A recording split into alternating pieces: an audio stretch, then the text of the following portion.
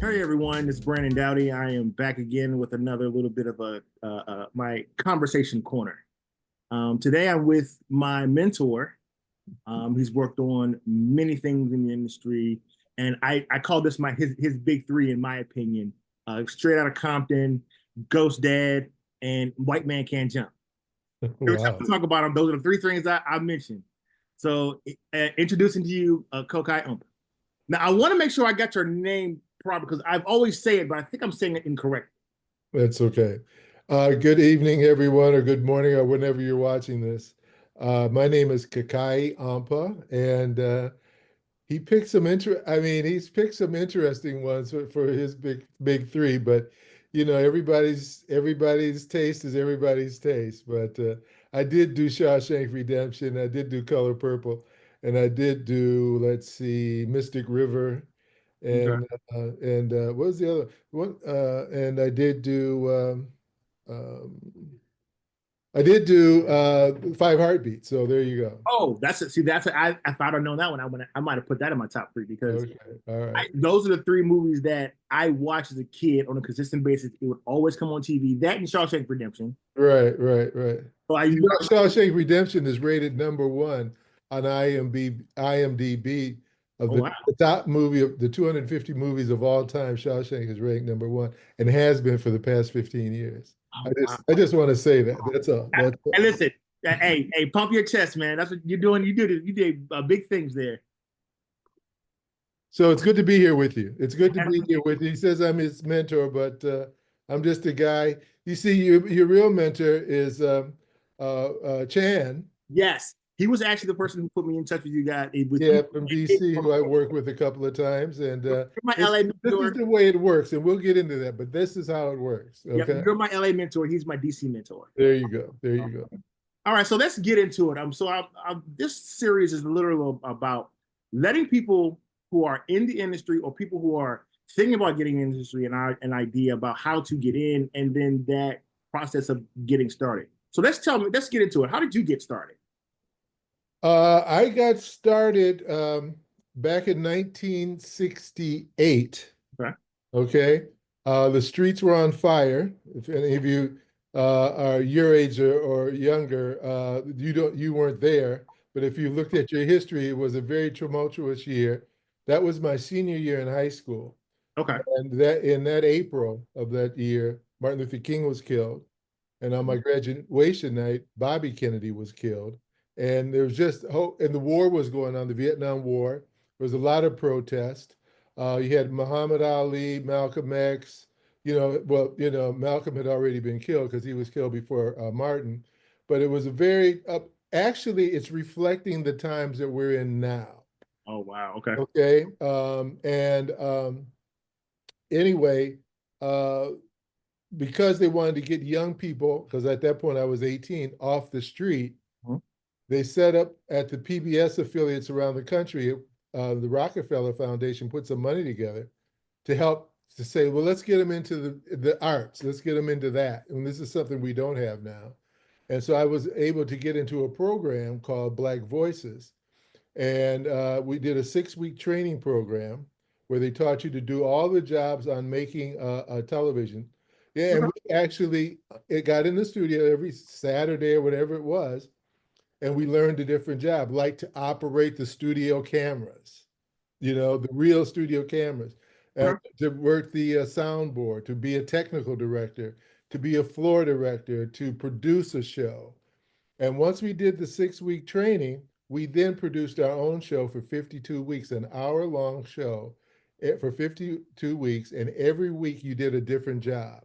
So one Right. week I was a floor director, and maybe the next week I may produce a show, whatever it was. And it was on prime time on our local PBS affiliate station. So that's how I got started. Okay. And then I was at that point, because I had been one of the rabble rousers in high school, one Mhm. of the youth thing, they really wanted to get me off the street. And Okay. yeah, Explain Rebel Rouser for those who don't know. well, rebel rouser is a nice way of saying I was an activist. I was a militant. With the fro. What I'll do is I'll give you a picture of what I looked like back in the days, and if you want, when you edit this thing or whatever, you can throw that I picture. definitely will put those in. And so this is the 70s, and I had the fro and I had the leather jacket and the Mm. whole thing. I wasn't a Panther, but you got all kinds of leather jackets and fros that's out there. You can tell now. I kind of let my hair grow out a little bit, but I found that fros just took too much time. But it also still looks good. Like you still got the hair growing in, looking nice. Yeah, I got a little bit there going on, and it's got the snow cap going on, so it's all right. Um, but anyway, we're very politically active and a lot of different things. We and so that's how I got started. And then I also was working at a place called the Inner City Youth League, which was a community agency. And I was somewhat going to school at the University of Minnesota when I graduated. I started at the station 2 weeks after I graduated from high school. Okay.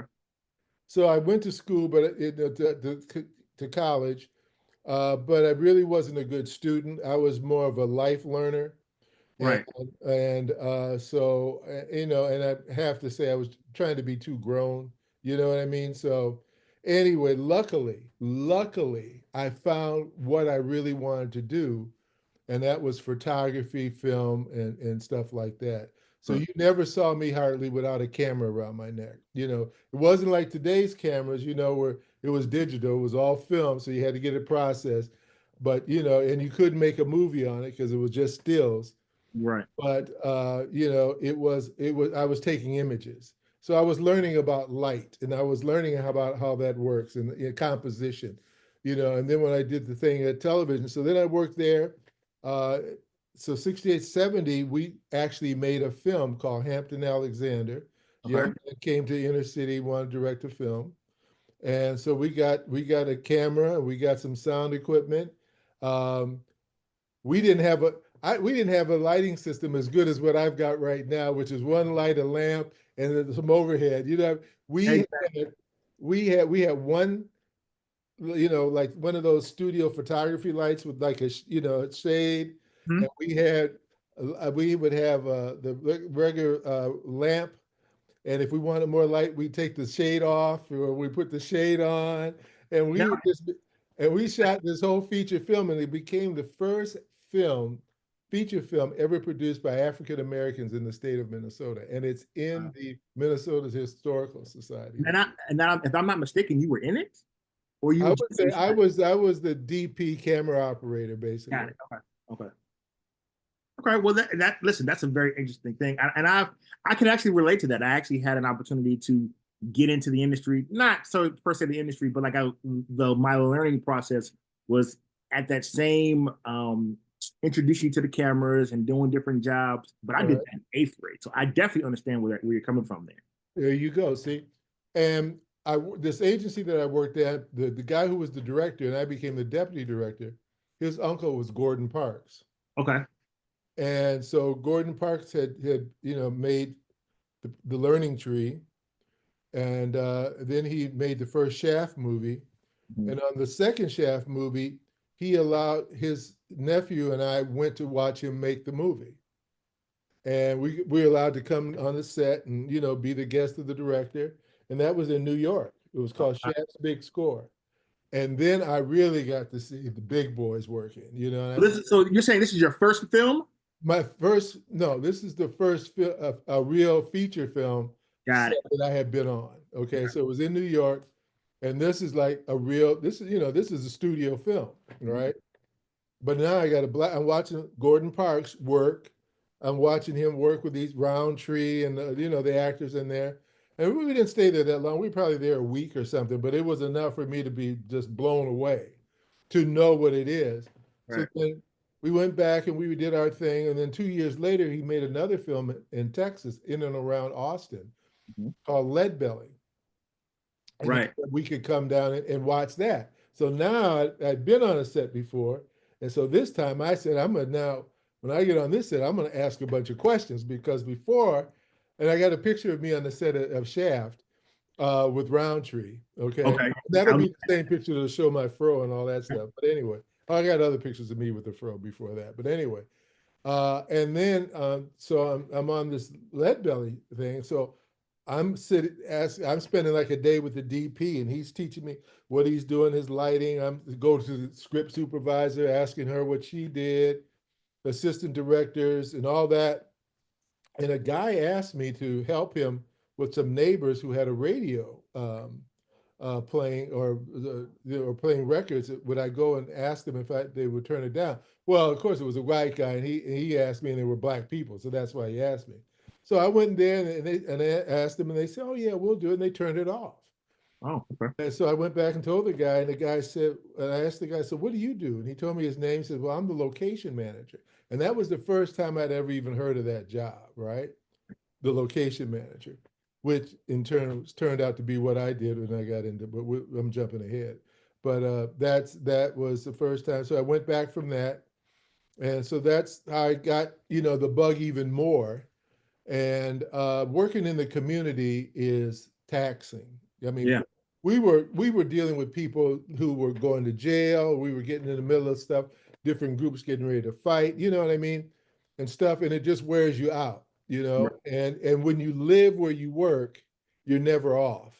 Right. That's So 100%. if something happens, people come and get you. Come on, so and so's going on. Da da da da da. And so after a while, and then you're doing this. I mean, like psychologists and sociologists are trained to do it, Mhm. but they get worn out. Yes, and they need their own therapist. I've learned that in recent years. Therapists need therapists to kind of because they're taking on a load and they're piling on their plate with all these different stories and these different personalities. They need their own. Exactly. Exactly. And so we weren't trained. We were just out there doing it. So Right. we were really, and then they don't necessarily live where they're working. Right. Okay. They have an office and people come to them or whatever. But we were living where we were doing all this. So right around 20, oh, so then what happened was when we came back, we met people at Leadbelly. Hmm. So the next year, when we were like it was winter, we used to take our vacations in the winter in Minnesota. Hmm. So we came to California and looked up some people that we had met on Leadbelly. And one of the main people we looked at was Art Evans, who Okay. recently passed.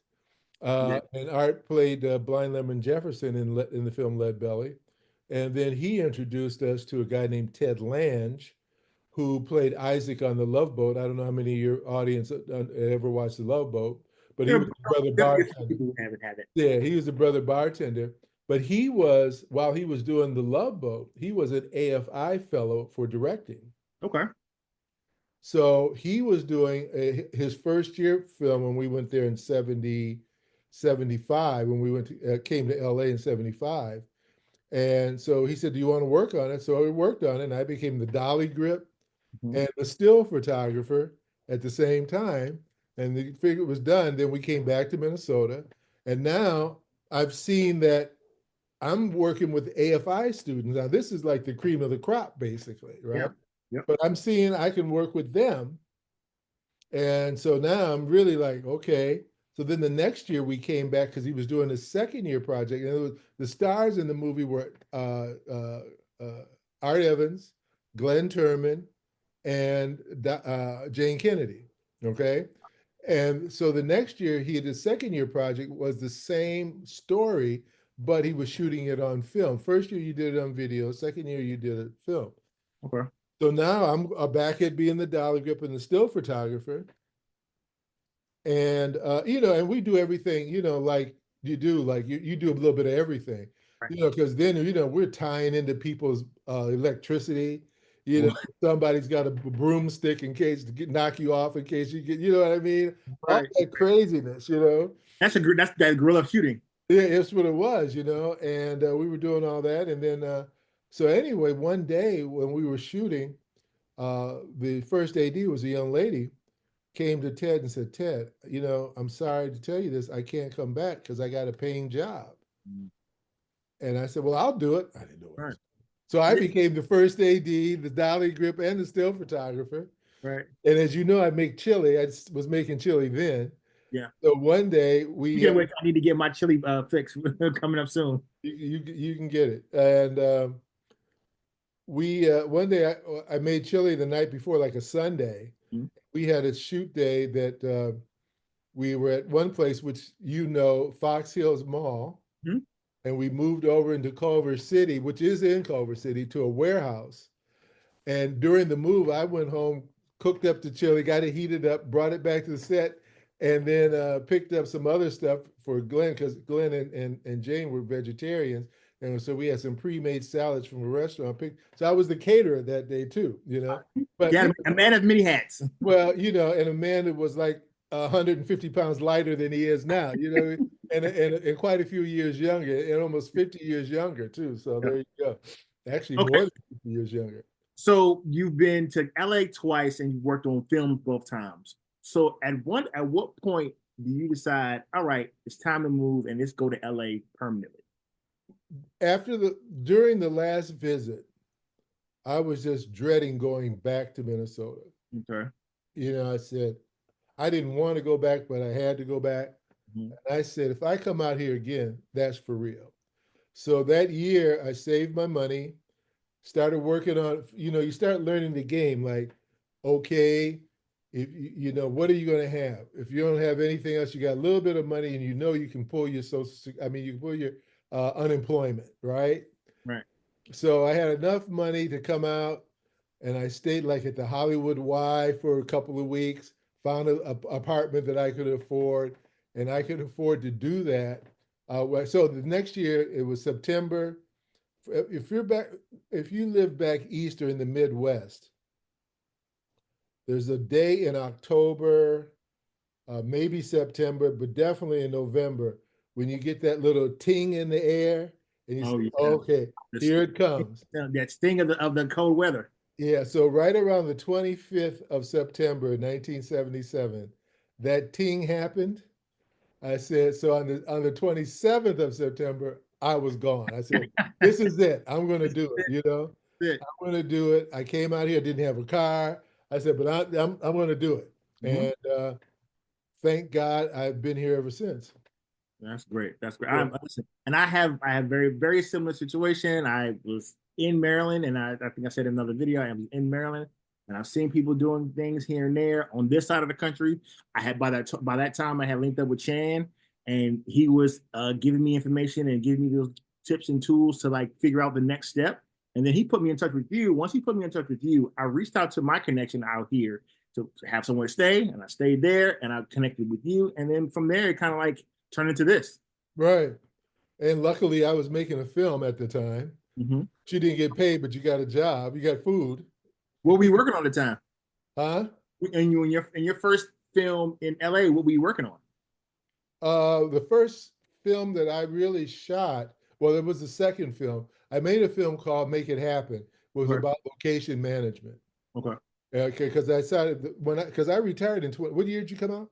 I came out in 2018. Oh, you were in 18. Came out in 18. Okay, yeah. So the first film I made in 2012 because that's the year I retired. Okay. And it was about location management. It was a 30, it was a short film, but it's used in film schools now. Wow. And because they don't teach locations.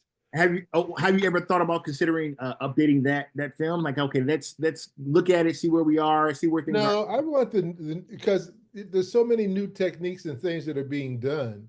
Somebody new should do that film. Okay. My film is very basic. It talks about, finding the locations, the contracts, the permits, but now they're doing so much stuff on how they're uploading to, this was like still pictures and all that stuff. I leave that, what is this? That's 2012. This is 25. What is that? 13 years ago? So, everything changes. We were still doing pictures and putting them in folders and all that stuff back in that time. Yeah. But now, there's websites and there's all that. So I'm leaving that for the new kids to do. My son is a major location person now. What is he doing these days? Huh? What is he doing these days? He's doing a thing called, God, I just had it. It's a series that's been good. Hacks. He's doing a series called Hacks. Okay. Yeah, he's a key assistant. He's not a manager. He's a key assistant, but he's been doing that this season. He's been asked back for next season already, and but that'll be like July or something. But and he's actually they're shooting now actually, so he's actually shooting tonight. Yeah. Okay. So, what projects and that people would know? I mean, granted, your resume are some of the ones that you enjoyed working on the most. Mm. Well, let me just say this. The first year I came out, I managed to play. I'd never done that for Ted Langigan Yeah. with at the place called the Inner City Cultural Center. And I met the producer and the casting director for Roots 2. And I was able to get a PA job in the production office of Roots 2. And they sent me ahead to Bakersfield to cast extras. I'd never done that. I did that. And then the location manager's back went out on him, Oh wow. the show. And then I helped, he was at home on the floor. He'd tell me to go do this, that. And at the end of the show, they got me in the union and the Teamsters as a location person. So I was Wow. the first African American in the union as a location person in LA at that point. You are setting these historical records You know, great out here because and it's just they're doing a lot. it's just a matter of when I was working as a PA, just be the hardest working PA I could be. That's True. the thing I want to say to people. Do jobs that are not necessarily what you want to do, but do it like it is what you want to do. And Right. people will appreciate your hustle. Yes, I can second that because I've done there that first year and a half out here in LA. I took jobs that no one would take at the position that they were giving us and at the pay they were giving us. I think I worked on a project for 2 weeks. At the time, I was living in Orange County, and I had to drive to Canoga Park, Oh, which wow. at least an hour's drive without traffic. Right. Every morning, I did that for 2 weeks, and they were only paying me what $25 a day for They were just paying your gas. gas. Yep, for gas. And I mean, it was a great experience because I was able to meet a lot of celebrities that I would have never met, like Tom Arnold. There's been a guy who was I don't remember names. I do remember he was actually on Men in Black. He was the van driver at the beginning. John Grimm, I think his name. Okay. He was the van driver at the beginning of the first movie. And I met actually he's Uncle Rico from Napoleon Dynamite. A lot of people will know who that is. So once I said that, they were like, "Oh, he was Uncle Rico." And I met him, and he was a great guy. He was really nice, really cordial. And without that job, I probably would have not have gotten other jobs out of it because I worked that for 2 weeks. I mean, but production people you work with, you got other jobs, right? Yeah, I got other jobs. I got jobs in some situations where I didn't even know who referred me. It was just someone on set who saw me, said, I like his energy, I like what he does. I'm going to tell someone else about him. And when those people reach out to me to say, hey, this person reached out and said you might be a good fit, they would tell me the name. They would show me a picture, and I would need a picture for me to know who Well, it actually. was. See, you're always being seen, Yes, especially if you're black and it's all everybody else is white. You're really being seen. and especially at being 6'8", you're definitely being Yeah, seen. there you go. Yeah, and so therefore, the whole thing to do is to know to do your job, be on time, do all the stuff that you can do, so that people know that you will work.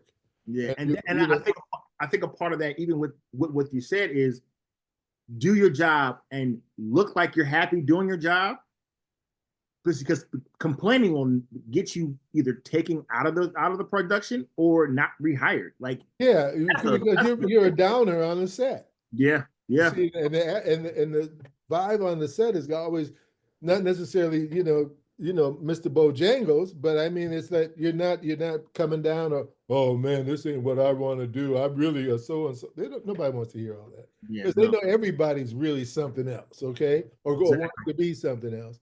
But you've got good energy doing the job that you're asked to do, and that's the key. Now I have a question. Yes. What actually pulled you into the idea that you want to do locations versus any other job that you can do on set? Nothing pulled me into that job. I just got, basically having worked in the community at inner city, I had to deal with government agencies, and I had to deal with people in the street. Okay. So that was really grad school for me. I fit into that job. Right. I knew how to deal with government agencies, and I knew how to deal with the public, Got with it. people. Okay. And so when that happened so now what I needed to learn was LA. Yeah, You yeah. see, that's what I had to learn was LA on the fly or whatever, because to do locations, you got to find places and do stuff. So eventually I did that. And I mean, I did shows like there's shows that I did that nobody ever saw. I did a show called When the Whistle Blows, Mhm. which is about some construction workers. Excuse me. And of course, when the whistle blows and they got off work, all of a sudden, they hung out at a cowboy bar, and somehow or another they would get into things where they had to solve a crime or do something, and they would be like, what's that guy's name, MacGyver, because they were iron workers. They would be able to fix up things and solve a crime or do some whatever. So Yep. that lasted for 12 episodes, and then I did a show called um, Mrs. Columbo. Now, Columbo was a big series with what's his name, Falk or something, whatever his name. But he Mhm. was a detective with a trench coat, and he was always bumbling around. Supposedly, this was his wife. Now, I don't know if any of them saw Orange is the New Black. That's a big show. It was like that ran for like six or seven seasons. Okay, the woman who was the Russian cook Yes. show, she was Mrs. Columbo. Oh wow. And she, of course, was solving crime. So that became one of my first shows. And then I did a thing called The Fall Guy. There was a recent movie out called The Fall Guy, Yes. but it was based on the TV series The Fall Guy, which I did with Lee Majors, who was a $6 million man at one point. He had a series called The $6 Million Man back Yeah. in the day. But He was Lee like he was Majors, like a cyborg or something like that. yeah, yeah. But he did a show called The Fall Guy where he was a stunt guy who would always get into solving crime or doing something, whatever. So that did that. So that show lasted a long time. I actually want to go watch that because I actually just watched Fall Guy recently, and it's actually a really good movie. So I didn't know it was actually from a TV series, It but was from a TV series. these days Yeah. And the then originality is being bled out of the industry. But I'm a I yeah. Then I did series that I did a thing called Cagney and Lacey. It was about these two New York police women. I did a show called uh, Knight Rider.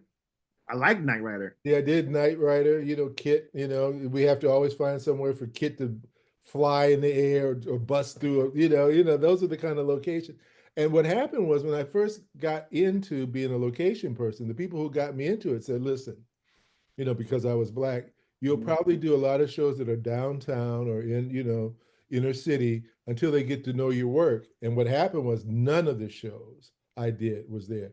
All the shows I did were in places like what is called now Santa Clarita, which Mhm. wasn't Santa Clarita then. It was just country and Western.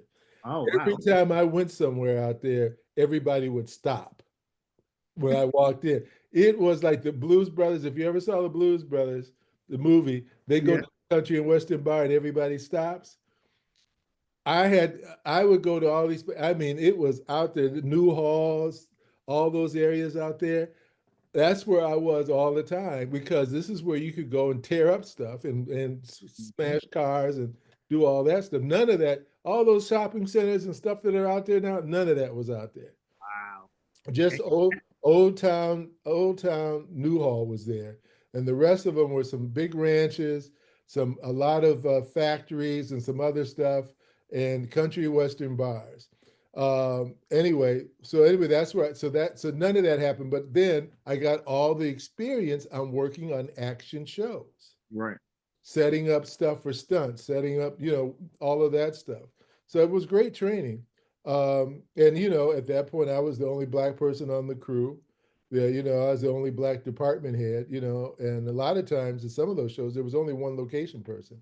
So I Wow. would have, for instance, I was doing, what show was I doing? When I was doing Knight Rider at first, I had a unit shooting. We had a second unit because Knight Rider and Kit, the second unit was almost as big as the first unit. So Okay. I had the second unit, and then I'd have to run back to the studio because we had a new director getting ready to prep for the next episode. Wow. You That's know, a lot of running around. it was a lot of running around, but then we went to alternating location managers. So I did every other episode as the system was. But what happened was is that I found out when I was at Universal when I found out when I went over to Fox for Fall Guy Mhm. that they already had the alternating system. So when I came back to Universal, I said, there's another way to do this. Mhm. And I bought the alternating location manager thing over to Universal. But anyway, did those TV shows, and then I did the A Team. You've worked on almost all the things that I either watched as a kid or know of, or they've done some type of spinoff or remake of recently. Yeah.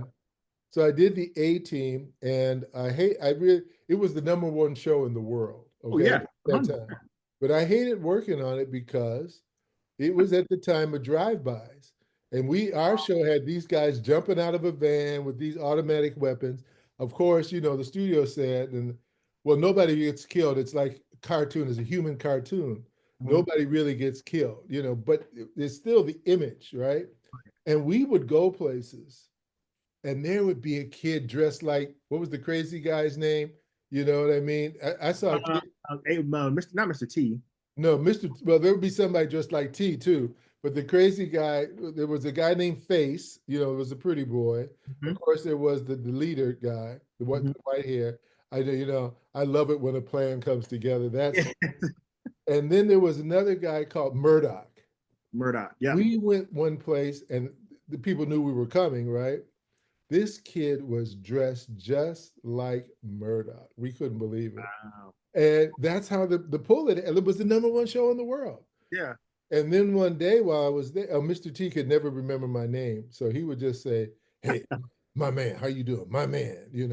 So one day I was at the craft service table and he walked up, and then he had the script for the next week's show. Mhm. He says to me, dialogue. They keep writing me this dialogue. I told him I don't want no dialogue, and because that was an actor talking about he didn't want dialogue, you know what I mean? But anyway, one day while I was working on that, I get a call and they said, "This is so and so from Amblin. We want to talk to you about doing a project over here." Like, now, everybody's dream, if you're working in television, is to move up to features, right? Right. So I thought, okay, I know this is a joke. Who is this? And they said, no, no, no, no, no, it really is. So, we'd like to set an appointment with you. And I said, okay, I'll come over. So I went to Amblin because they're based on Universal. I don't know if they still are, but they were. And I went over there and I go into this office and it's me and Kathleen Kennedy. I don't know if you know who Kathleen Kennedy is. Yeah, I just recently heard she either recently passed or she left her position. She's doing something. I heard her She name. didn't pass. I don't think she passed because that would have been all over the Oscars. She's probably the most powerful, not just woman, one of the most powerful people in Hollywood. Mhm. She produces all of the Star Wars.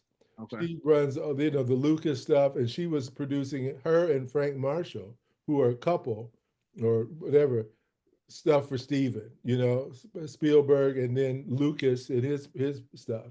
Mhm. Anyway, so I'm sitting in this office, just her and she says, "Listen, we've got a show that we're going to do, and your name came recommended.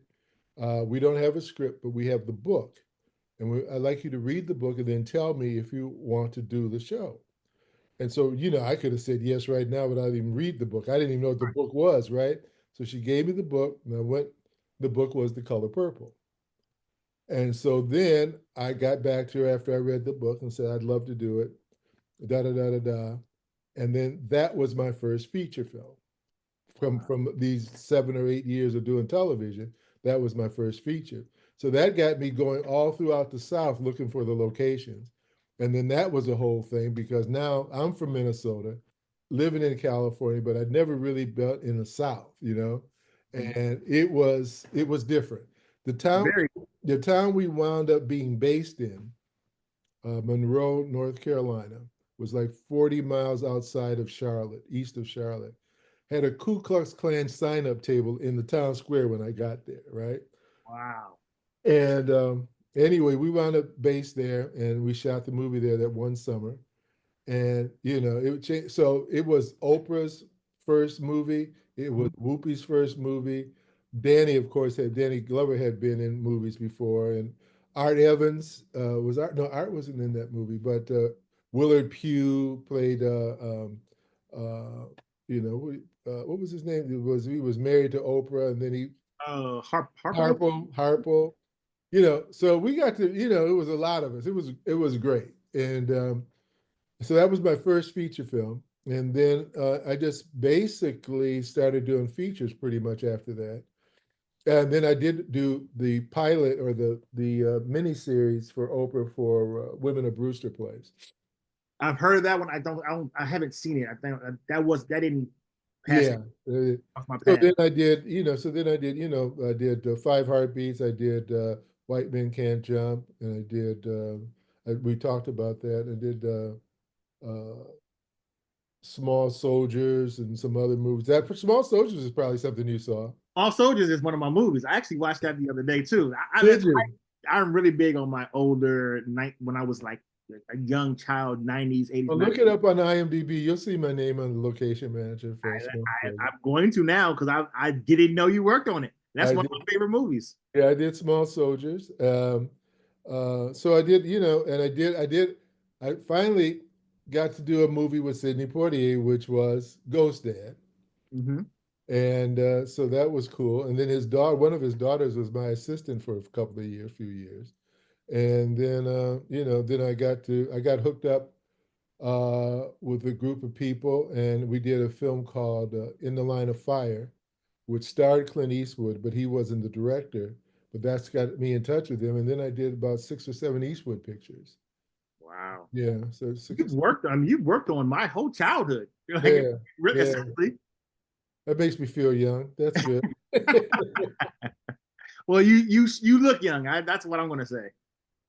Well, I So don't. okay, so one I do want to go back a little bit, and Yeah, so I know for a fact there are going to be people who don't know these things, and a lot of it's just the technical and the actual the job title you have, locations operator or locations manager. Give right. us a rundown of what you do because I know it's different now, but let's give it to people who don't know at all an Hmm. idea what you would do. So the location manager and the location department, the location manager is the head of that department. Mm-hmm. What we do, our job is kind of a hybrid. We're art and production, okay? What we do at the beginning is we really work closely with the production designer and the director, finding choices for each of the locations that are not, if it's a studio film, they're going to be building some sets on a stage. Mm-hmm. And so then we'll find the actual locations that are not on the stage. Or we might find the exterior of a house and they'll build the interior on the stage. Got it. So it depends. We'll read the script and then we'll sit down and talk about what they want us to find. And then we go out and find choices based on what they describe that they want. And sometimes we'll find something a little out of the box because a lot of times they have an idea what they want, but they will see something and say, "Oh, wait a minute, we can do that." And Mm-hmm. this is the whole thing about filmmaking. It changes as you do it. And then once we show, we'll then take the designer first. The designer will pick what he wants to show the director. The director will come out and then they'll pick some stuff and then he'll bring the producer and the DP and they'll look at it. So there's a number of different scouts and then it gets picked. And then once they pick it, then our job is to do the contract with the homeowner or the property owner or get the permit or whatever the deal with who, if it's a city property, get that in line. Also the permits that to film, like where we're going to park trucks, where we're going to do this and all that stuff, the base camp and all that, lay that out. And then, let's say for instance, there's a lot of extras, where the extras going to get housed and changed and, everything that deals with the logistics of the film. That's what we do, the permits, finding the spaces and doing those contracts and permits. And then the other things we do is, you know, arranging for the porta johns, arranging for if we got to bring air conditioning into that location. Um, let me see what else. Trash removal. We might have a company that comes in and trash. If you're shooting in someone's house, we'll hire a company that does what they call layout board and protecting the surfaces so Mm-hmm. that the floors don't get scratched up. Excuse me. Everything that we do that, and then just re, public relations with the neighborhoods, or if you're filming in a commercial district with the surrounding businesses and stuff like that.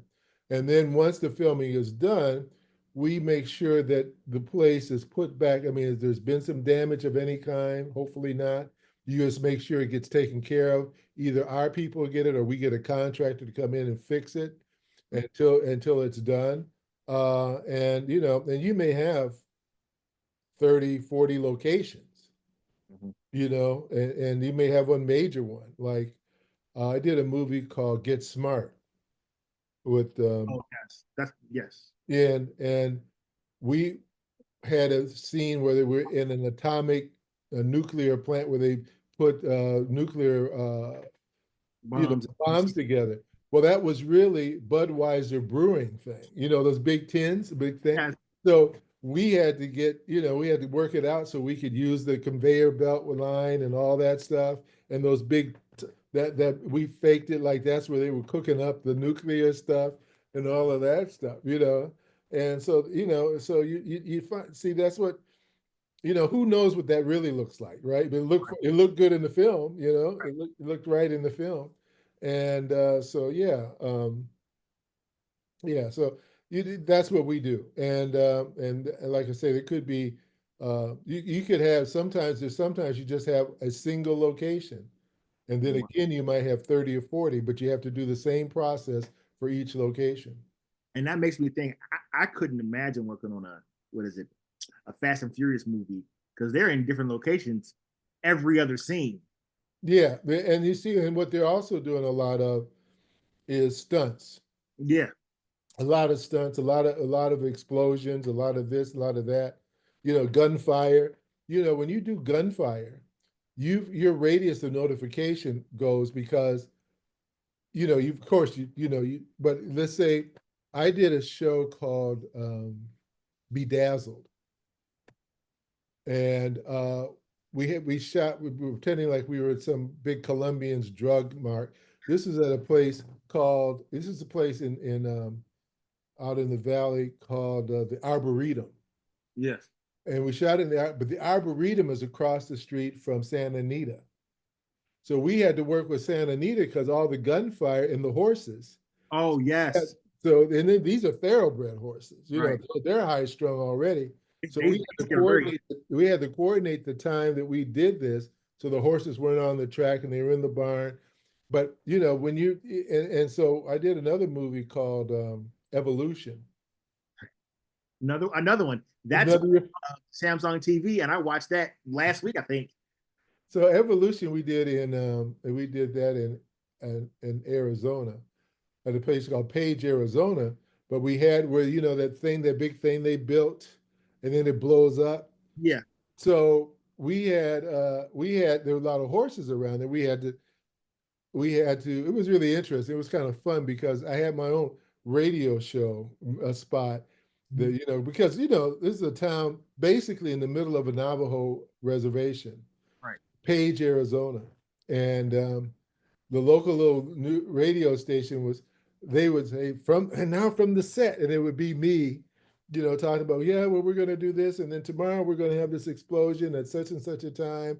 Get your animals if you got dogs and cats, and what we would do is we would make a deal with a veterinarian. So people would be able to go and get a tranquilizer or something for their dog if they wanted it. Yeah. We Okay. would pay for it because we wanted to make sure that their animal was okay. And that's what you got to do because it's a certain radius, you know.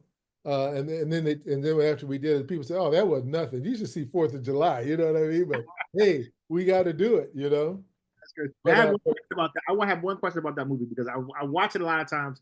And yeah, how did you say that you will find a location and then they will create a set for it instead of going to location? In that movie, I think they're in tunnels. There actually tunnels in Arizona that go under the ground like that, or did they come up with a set for that? uh, well, no, that was a set. That was a set. Okay, because I was wondering because they I think the meteor crashes and it's in. Oh, and then down below those things are growing. Yeah, that was on a stage in where is it? Raleigh studio on in Rosecrans. What is that area? You know what I mean? It's south of south of the airport. There's a studio down there. That was a set. That was a set. The interior of that cave. Yeah. Okay, listen, you are breaking my brain with all this movie magic. Yeah. Yeah. Okay, Okay. so um, another question. I would like to know what pushed you in that moment when you're leaving from transitioning from Indiana to, and I think I may have asked you this, Minnesota, not Indiana, Minnesota. Minnesota Yeah. to LA. Mm. And what would you tell someone that is in a similar situation that is hesitant about making that jump? What would you tell them to give them that push? Well, see, the good thing for me is I had come out here 2 years in a row and worked on some AFI films. So I had a good feel if I could make it, right? The thing is that wherever you are, really get involved with what it is you're going to do where you're at. So you get a feel that you have some skills, Okay. that you have some skill and some knowledge of what it is you're going to do. Excuse me. And that, and if you've done your research about it and come with some money that you can last for 2 or 3 months for sure. Yes, for sure. That's the key. If you're coming to LA, you're going to New York or going to Atlanta or whatever, wherever it's happening. If you're leaving your hometown, just don't show up. I mean, I'm not saying you can't make it that way, but Not harder doing it it's a lot harder. It's a lot harder. And come not thinking you're going to be what you think you're going to be. Come taking any job you can. The key is to be around. Yeah, yeah. To be around so that people can see you and you can learn. You can stand on the set while in between whatever you're doing and learn so much when you're watching it being done. Excuse me. And that's it. Being around is the key. But at some point, you just take that step and you say, "Okay, I'm jumping off," and you know I'm going to do it. But prepare yourself as much as you can, And you look at the people who are stars, and you look at Denzel. They all went to college for acting. They all, I mean, they didn't just, you know, they have training behind them. Mhm. And training in small film and theater, if you're a production person or you're a crafts person, building sets in plays and small theaters, learning how to work with people that there's a ballet that goes on a set where the grips are working and every camera people are standing to the side, then they do it. There's a ballet that happens, Yeah. and you learn that flow, and you learn how to stand to the side, don't stand in the middle, all those kinds of things that are second nature to someone who works. But if you're just there and you're just doing like this and you're like, excuse me, get out the way, you know what I mean? It's I can remember when I got the job to be a PA on Roots 2, walking in the arches at Warner Brothers, and I was like, oh my, You made it. I am working at Warner Brothers. Yep. I was the lowest level in the production, but I was working on it, and it was Roots too. It was like, and now I'm standing here. Here's James Earl Jones. Here's Marlon Brando. Here's so and so. And you trying not to stare. I'll tell you this though. All those people. That was my first studio job. Was a PA on Roots 2, right? And so we had all those people, that the Debbie Morgans and the not Blair Underwood, but all the people who were in Roots too. Like I said, James Earl Jones and all of them, and what was her name, Ruby Dee, and Mhm. But I worked another show. I had torn my Achilles, so I couldn't do locations, and I got this job working in wardrobe on a TV miniseries called Sophisticated Gents. Heard of that? And there was every black star who was a star at that time was in this. It was about a reunion of old high school, old football team honoring their coach. These guys had grown up and gone, and they came back to honor their coach.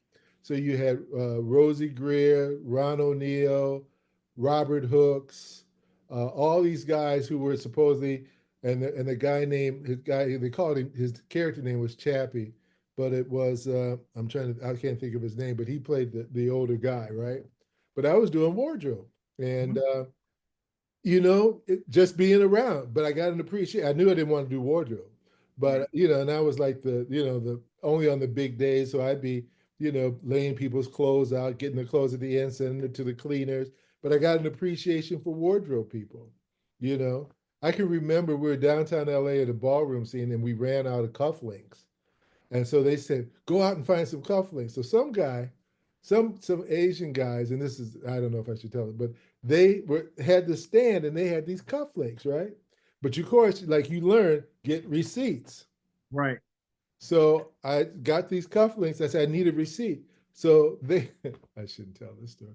But anyway, they wrote cuff rinks on the receipt. that's that's just funny. I think it's hilarious. I don't know if people will be offended by that, but I think it's just funny. But that's the way the receipt Intentional. read, cuff rinks. And I said, okay, thank you. And ran back to the set with the cufflinks. You know what I mean? But anyway, yeah. That's hilarious. Oh my goodness. So that's a lot to take in, and I'm going to do a little transition. So when it comes to your career, you've had a lot of different transitions to a Yeah. lot of different jobs, Yeah. and you've progressed gradually. What are you working on now? Well, since I retired, I did come out a couple of times to do some locations. I helped out on Straight Outta Compton. One of my former assistants, who's a major location person now, Allison Taylor, she was doing Straight Outta Compton and asked me if I would help. So I did all the stuff in Lamert Park. Mhm. Okay. So those were the scenes where they're getting on the bus and they got the guns, they get, and that. And then there was a set that was supposedly on Crenshaw where they're first hearing their song and everybody's got we really did that in Lamert Park and it wasn't on the real Crenshaw. Right. So I did that set for her. Then I came out and I went to Chicago and did a TV series for a producer that I knew because you got one of those big, like Transformers was shooting there and they had 25 location managers. So the Yeah. town, and then plus the town had Chicago Fire, Chicago PD. So they didn't have any more location managers. So this producer said, can I bring a guy from LA? And that was me. So I came, but they made me join the DGA, which was fine. So then I got into the DGA. Um, and so I've come out a couple of times, but now I'm doing my own show. So when I first retired, I did a movie about location management. It's called Make It Happen. Right. And it's all the process that you asked me about earlier in that, and it shows how that gets done. And then what did I do then after that? I got connected with some people that were making some short films, and I became like co-producer or associate producer on a short, and then they did a pilot. They did a what do you call it? A sizzle reel, and it was like the 1820s in Greece, and we did it, and that was for a TV series, and the producers liked it so much they gave us like 25-30 million dollars to go to New Mexico to do a feature. So then I became a co-producer and did that. Then when I got done with that, I came back and did the film you worked on. This is like 2018 about the homeless, because one of the last films I did in like 2008 or somewhere that time was The Soloist with Jamie Yeah. Foxx and Robert Downey Jr. And we shot on Skid Row, and I had never so learned so much about that whole life. I just thought like everybody else, well, all these people are just drug addicts and da da da, and that, I didn't know how many different ways people became homeless or without homes. And so that's what inspired that movie. I wrote that, and you were the That was one of the projects in LA. yeah, yeah, and we did that. And one of the producers that I had done the movie in New Mexico on was a big sponsor for me. See, let's make these connections. So remember that van we had, the with the you could change clothes and you were doing your stuff. Yeah. That she supplied that. That was a lot of money. She supplied the caterer. We had a real caterer. Oh, we did. Yeah, I remember We that. had a real caterer with real breakfast, real lunch, right? Right? Which is not what you find on most of those short films, right? Not at all. No, we You had have a a lot of connections though, so I can see how that happened. Yeah. So we okayed her, and she put up the insurance for the picture. Oh, wow. So I know. So the other stuff then, was pretty much people working for free. We had to pay like the grip department because they brought so much equipment and some other stuff. And actually, Diane, the DP, worked for free. And Diane Farrington, who is a professor of cinematography at USC Film School, she shot the film. And then, then that's where you met Leon. And Leon next on my list of people to reach out to. We will definitely okay, talk about him after. Leon, who I met, he graduated from college with my granddaughter. Or, When he moved out here, he said, "Well, meet my grandpa." So we went and met, and then that's how I connect. So I'm working with Leon now on a couple of projects, okay. All right. and We have to update people about what you're doing and where can we yeah. reach out to those things. So the thing was because having back in Minnesota, we produced, that movie and we produced little stuff. I always wanted to produce my own stuff, but I've been working on stuff. Now, another thing I got to put in here, I just have to do this because I did go through a whole drug and alcohol thing. Okay. And Okay. whenever I tell my story, I got to tell them that because the best drug that you could ever take in this business is sleep. I That listen. I know that for a fact. That's the best drug. Yes. You want to go hang out with your buddies or your people you work with and go to the bar and drink after. Really, go home and go to sleep. Because you're working 12-hour days Well, usually. at least 12 hours. The only time we didn't work 12 hours on the 6 or 7 films I did with Clint Eastwood, the call would be 9 and you would wrap by 4 or 5 or 6. And plus he would then shave 2 or 3 days off of the schedule. He's just that prepared. Got it. It's just that prepared. And I can remember on a couple of films that I did, a couple of locations, I would see the crew come dragging in, talking about, oh God, we worked 12 hours today. You know what I mean? And on another show, if you worked 14, you were like happy, you know? So, but that's the best drug, and I had to learn the hard way. Thank God I made it. I'm 38 years sober now, and I made it. But I just had to put that in because you get so hung up in doing your stuff that you drinking a lot of coffee, you're doing a lot of other things to stay up. Get your rest. Get your rest because it takes you an hour when you get home just to calm down. Yep. You've been moving around all Yeah. day. Yeah, and you've been moving around, and then you get home, you can't go to sleep, Mhm. but go home, get your rest. That is the best drug that you can take. I got to put that little plug in there because Absolutely. that's what I have to do. I just have to do it. Now, recently, within the last 18, we were talking about, we worked on a project together, and that was the documentary that pretty much the story that you told us. Exactly. A little bit about that, and then I would like to know what happened with that next, because we did have a screening for that at the Chinese theater, but I want to know what you're going to do with it next. Well, I'm done with it. I mean, basically, it is in the Historical Society collection of the state of Minnesota, Okay. and basically, it was for my community. It was me thanking the people who helped me. One, Yeah. I give homage to the Hickmans and in Minnesota, to Gordon Parks for what he did for me, and I was able to just document the legacy of my community as it talks about the freeways coming in, tearing up all of our homes and stuff like that, what the effect they had. It talked about working at the Inner City Youth League, being the boxing commissioner, the gardening the program that we started, returning vacant lots into vegetable gardens, establishing the legal organization that gives people an alternative to public defenders, and that still is in operation now. The Neighborhood Justice Center, that's still in operation now. And then I was able to talk to some people that who I mentored there. There was a young lady who was paralyzed and was fighting, and then she, Christy Priester, that's in there, and she's in Atlanta. She started a lot of daycare stuff.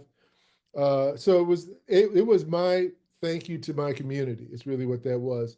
I was going to do one about the Inner City Cultural Center here in LA, but I learned documentaries are so hard. Hard. So hard. We worked on that hours and hours. 3 hours and hours, and then you were the editor, and then we got another editor, and we worked on it hours and hours. First of all, Leon started being the editor, then you took over, and then I got this young lady who was a graduate student from USC Film School, Udi, Mm-hmm. and then after Udi, we got the woman who I said sponsored stuff. Her sister's a real editor. So Okay. she came in and really put it together. And then I got the young guy named Jella who Yeah. came in and finished. So we had 4 or 5 editors. Yeah. That's But that's on the low end of editors when it comes to most productions. yeah, well, when you come to real productions, you got somebody who's just doing sound, somebody who's doing music, somebody who's doing dialogue, all that stuff. But what was happening though was, and this is for young filmmakers, you're getting people who have the time to do it, and then they have to go somewhere, and then you're, trying to scramble to get somebody else. This is just what happens if you're making films. You don't have money, to say, okay, I'm going to go to a post house and we're going to go get it done. That's not it. You're just doing. And I say the films that I make on a pension and Social Security budget. I was giving you a little bit of money and some Yeah. chili. Yeah. Listen, that chili got me through many a night in my time in LA. And whatever, and you just do what you can do. You can't expect people to do something for nothing. Right. I mean, yeah, they're getting experience of putting something together, but their time, and you Yeah. want them to start to appreciate their own time. You And, want and, and I think another part of it is being okay with it not happening at the speed you want because sometimes you just don't have either the time or the finances to put into it. yeah, and sometimes it just sits for a while. Yeah. We had some laws in there. I mean, it took about 3 years to get that film together. Yeah. And you were saying it was going to be a two-parter. I was waiting for the second part to come out, but I see it I know. might not be coming. Because you see, the second part is about a place called the Inner City Cultural Center, which was here. Mhm. And that was the first place I worked when I moved here and stage managed that play. But it would be, I just don't know if, Another 3 years. I just don't know if I could do that. It's just, oh my, and So even with that, I think even because I guess I'm assuming this was the first one we worked on. which one? This inner city that was the first documentary you worked on, correct? Yeah, first real documentary. Because the thing about location management is like a how-to. It's not Yeah. really a documentary. But you've done it, but you also have done it. So that means you have experience and you can probably cut a few corners knowing what you have to get into this time. Well, then the other documentary, I did do another documentary, which I was part of. It was called, I don't know if I sent it to you, it's about Poinsettia Park. I think that's in the email that you sent over. Then it may be, I'll just make sure that you have it. It's only 18 minutes, and we worked on that for 2 years, and it's only 18-minute film. Oof. And it's about a park in Hollywood that was where Black Hollywood hung out. Mhm. That I actually tore my Achilles playing tennis with Sidney Poitier at that park. That sounds like a terrible yet fun thing to do. But later though, I did get, because everybody wanted to play with Sidney, and there's a sequence in there where you got Art Evans and Glenn Turman talking about how they played both of them together against Sidney, but I won't spoil it for you. Yeah. That is amazing. All right. So this was a great conversation because I think a lot of things you said someone needs to hear. Because I knew for a fact that when I got to the level where I could help people do the next thing, I was going to do that. And you were an integral part in that because you gave me the tips and tools and the jobs to be able to go to the next step. So I'm Well, glad that we had this conversation because it was a definitely an eye-opening situation, eye-opening experience for me. So what are you doing now and where can people find you for your next project? what I'm doing now is one of the films I did, of course, was Shawshank Redemption. And I'm doing a couple of films, which are kind of documentaries, but one's a thing for a television. I have a friend that has a sports network. Mhm. And every 5 years or so, every year they have Shawshank. Like I told you, I went on about the #1 film, but I just have to say that where we shot that is Mansfield, Ohio. which is basically 60 to 70 miles from any major airport, between two major airports, from the Cleveland on one side, and then I forgot what the name of the capital of Ohio is. But anyway, it sits in the middle. Columbus? I I think it's Columbus. father's from there, so I want to say Toledo. No, Oh, not I think Toledo. it's Columbus on the south and Cleveland in the north. So, but sits there, and the reason we've shot there was because of that prison, right? And then all the locations were within 30 miles of that, all except for the one we did in St. Croix, the final scene on the beach. Right, right. But what they've done is they got a thing called the Shawshank Trail, where people come there throughout the year and they go and look at the different locations because that's how big this film is. Right. This film has made the state of Ohio over $200 million in tourists since it's been out. It's even more than that, basically. But so every 5 years they have a big thing. So I was there for 25, and then last year was 30th. And so what I'm doing is, but they have a thing called the hustle, which is a 4.6 mile run, walk, whatever. It's like a like you're not a marathon. It's not a race. It's a you run through the streets Oh, yeah. and you go past different locations, about 5 or 6 locations, and you can stop and like where the guy sitting on the park bench, or the hotel that they would get by. You go past all these locations on this course, and you can stop and so it's not a race, So okay? it's a Shawshank walking tour. Well, it's called the Hustle. It's called the Shawshank Hustle.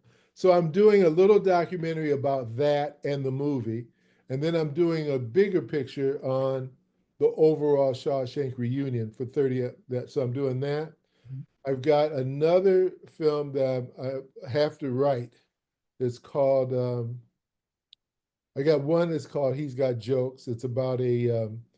Uh, I want to make it what do you call it? Film noir, that style. Yeah. Okay. Okay. Like Yeah.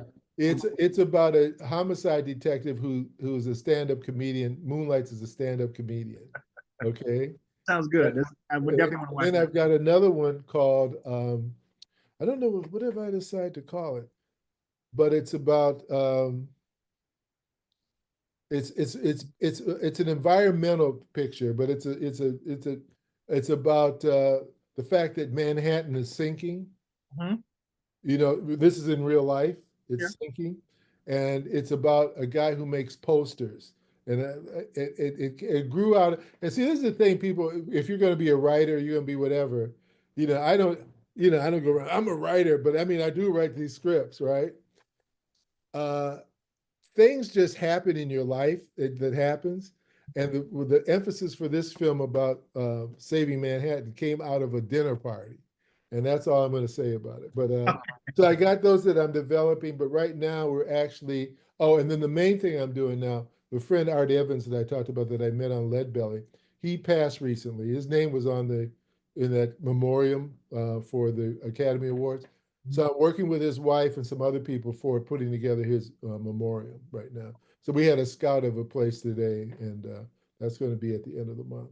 So that's what I'm doing now. And the other thing that's happening, when you talk about stuff that may not happen, so I don't know if I want to do this. Possibility of me going back to Minnesota and becoming the deputy director of the film commission. Oh, big news, big news. Yeah, yeah. So I don't know. I keep asking, what was the weather today?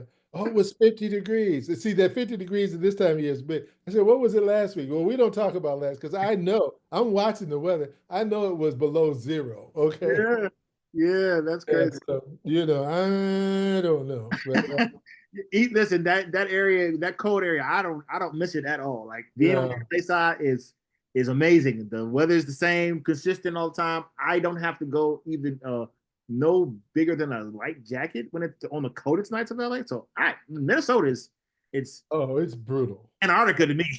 And I look at where I used to, I tell my kids who are all born here, or most of them. Oh, I used to walk, a mile to school and it'd be below zero. Yeah, Both ways uphill in the snow.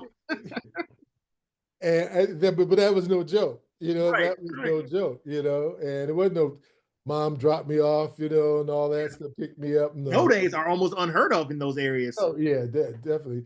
You know, and so I was just back in Cleveland in January for a seminar that we did because they're starting to build up their people there because their incentive package has gotten bigger, and so they want to start training people. And this was a 5-hour seminar on how to be a PA, and they went through walkie etiquette. They went through going through what they did was they used Shawshank the day 5 call sheet because that was like one of our biggest day of extras, in the yard, and all the prisoners are there, and the helicopter. So they went, the call sheet talked about the safety memo of the helicopter is going to be do this, do that, da, da, da, da, showing the staggered call for the different extras coming in at different times and why they did that so they could get them through the works, the makeup, the hair, all that stuff.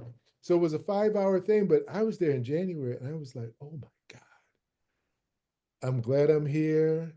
They gave me a nice apartment to live in because I thought I was going, okay, well, I'm here. I'll get out and I'll see some friends. I didn't do that. I was stayed in that apartment.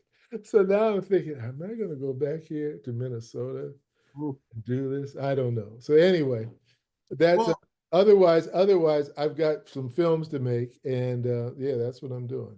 listen, I'm glad you have these things lined up. I will talk about you going back to Minnesota because I definitely know if you're going to go do that. But I'm glad we had an opportunity to talk, and I want to thank you for coming to my little conversation corner. Man, it's been my honor and a pleasure, and it's always good to see you and watch your growth and watch you as a father now, and Yeah, all of that stuff, and little girls running me ragged. that's what they do. That's what they do. That's what they do. I recently had my 17th and 18th great grandchild. Wow, And one of my grandchildren now he's in just finished his basic training. That's oh, okay, yeah. okay. So I got him from 3 and 6 months to 18. So there you go. All right, that's amazing. Listen, Yeah. I'm glad we can do this. We will definitely do this again because I know you still have a wealth of knowledge and stories that you can tell me. Well, And then I can tell you stories at that point. I did tell you the one story about the cufflinks, though. yes, yes. I don't think I've ever told anybody that story because it might be politically not correct, but it's a Well, real story. at the time, and that's just what happened, and you're just Yeah, telling the story. So I think yeah, you're okay. yeah.